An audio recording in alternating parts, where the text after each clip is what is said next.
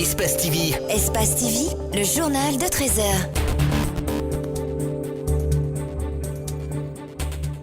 Le général Mathurin Bangoura décide d'instituer une journée d'assainissement à Conakry le dernier samedi de tous les mois. Cette décision fait suite à une réunion que le gouverneur de la ville de Conakry a eue avec les chefs de quartier. Les parents des 12 enfants piégés dans une grotte en Thaïlande depuis 3 jours ont organisé mardi une séance de prière sur les lieux au moment où les recherches reprennent pour la 3e journée.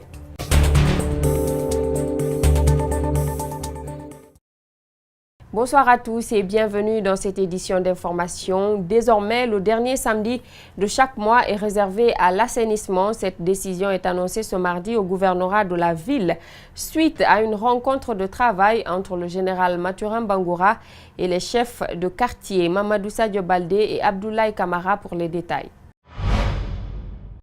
Pour débarrasser Conakry des déchets solides, le gouverneur entend impliquer tous les citoyens.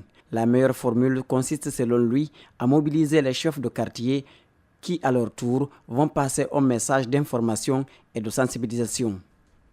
Le gouvernement a décidé que le dernier samedi de chaque mois soit consacré pour l'assainissement de la ville de Conakry. Il fallait appeler les chefs de quartier qui gèrent les populations au niveau de leur quartier pour leur passer l'information. À charge pour eux de diffuser cette information au niveau de leur population. Voilà de quoi il a été question de discuter ce matin avec le chef de quartier. Plusieurs départements ministériels sont associés dans l'exécution de ce plan d'urgence. À travers ces structures, le ministère de la Jeunesse a fait recruter 13 000 jeunes. On a la direction de l'AGETIP qui est l'ancrage du projet de la mise de l'identification, de la mobilisation de 13 100 jeunes et de leur planification sur les 129 quartiers de Conakry.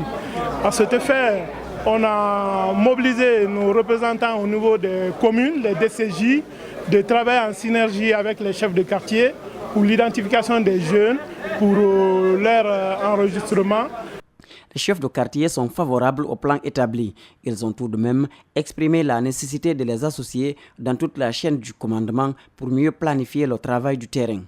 Et cette fois-ci, ce que nous avons entendu ici, nous sommes rassurés que certainement ce plan d'urgence va avoir un impact positif sur l'assainissement de la ville de Conakry. Surtout si, après les travaux, on met les moyens à la disposition des collectivités pour que l'activité puisse être pérenne.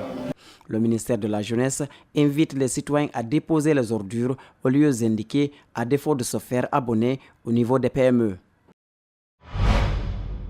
Les avocats du syndicaliste Aboubakar Sidiki Mara étaient en réunion de concertation ce mardi pour demander la libération du syndicaliste. Après plusieurs démarches menées, les avocats accusent le procureur général de s'opposer à la mise en exécution de l'arrêt rendu en faveur du syndicaliste. Ils parlent de la violation de l'article 38 alinéa 2 du Code de procédure pénale. Mohamed Valek Touré, Alseni Kamara. Après plus d'1 mois de détention, le syndicaliste Aboubakar Sidiki Mara n'est toujours pas fixé sur son sort. Au cours d'une conférence de presse ce mardi, les avocats se sont prononcés sur les nouvelles démarches qu'ils vont désormais entreprendre pour la remise en liberté de leurs clients. Même si M. Mara était reconnu aujourd'hui coupable des faits qui lui sont reprochés, entre-temps, avant que cette décision n'intervienne, il ne devrait pas être en prison. C'est seulement lorsqu'une décision de condamnation définitive a été rendue qu'il devrait aller en prison. Mais avant, non. Arrêté le 6 mai dernier, le syndicaliste, toujours en prison, est accusé par les autorités préfectorales de Boké de troubles à l'ordre public et d'incitation à la révolte. Ses avocats pointent du doigt le procureur général qui, selon eux, refuse de mettre en exécution l'arrêt des juges. Je pense que ce sont des propos qui sont de nature à réfréner l'ardeur des syndicalistes dans leur combat pour l'amélioration quotidienne des conditions de travail de leurs collègues. Je pense qu'il faut beaucoup faire attention. Nous devons être très vigilants, nous les citoyens. Cette arrestation est intervenue dans des formes très irrégulières qui ont violé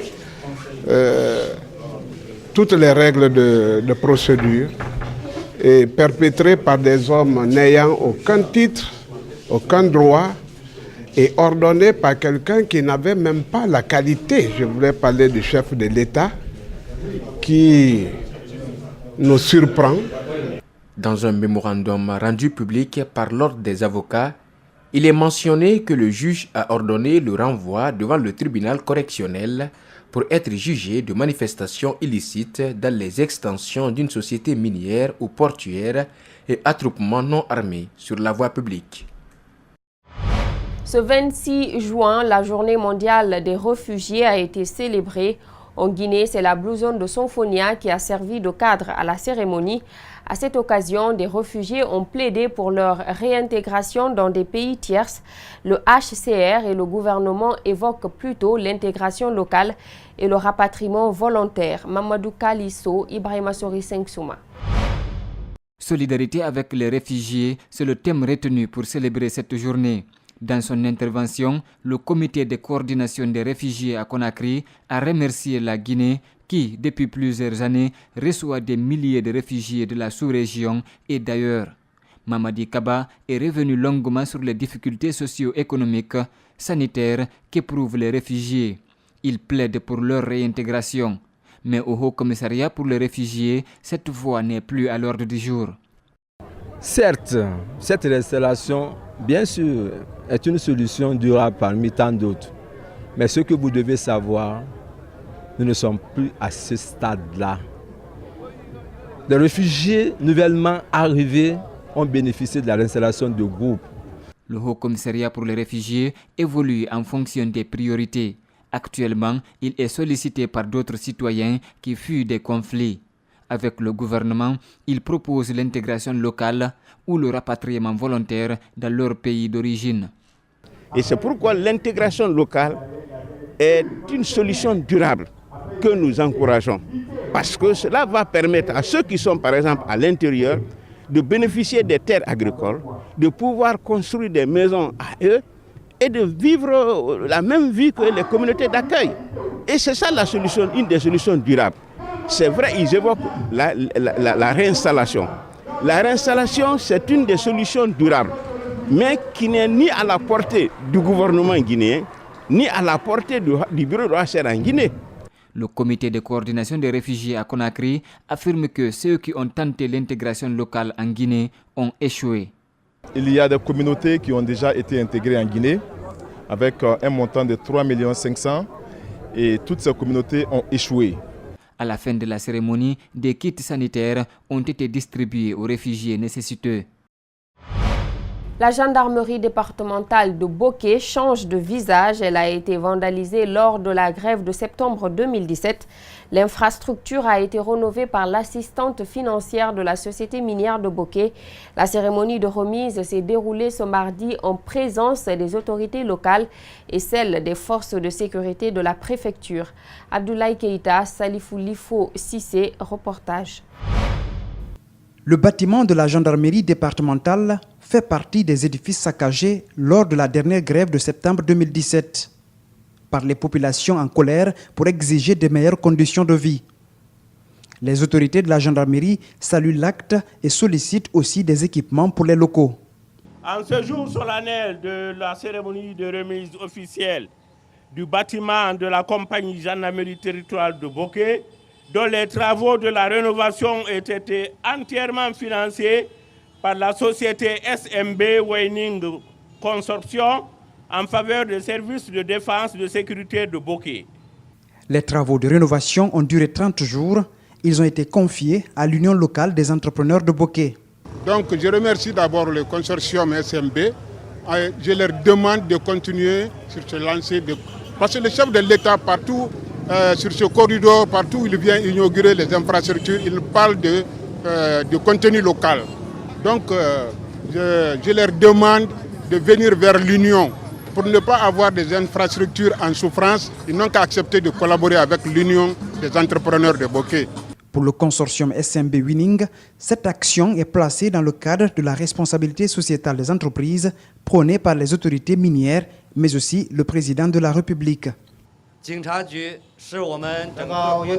nous sommes réunis ensemble ici pour célébrer les remises officielles des bureaux de gendarmerie relevés et financés par SMB Winning Consortium.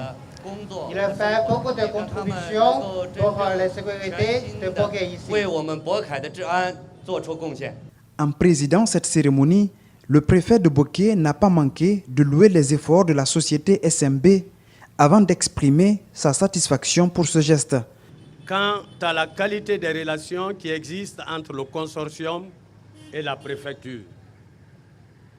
Pour l'histoire, c'est au cours des derniers événements survenus à Bokeh que la gendarmerie a été attaquée.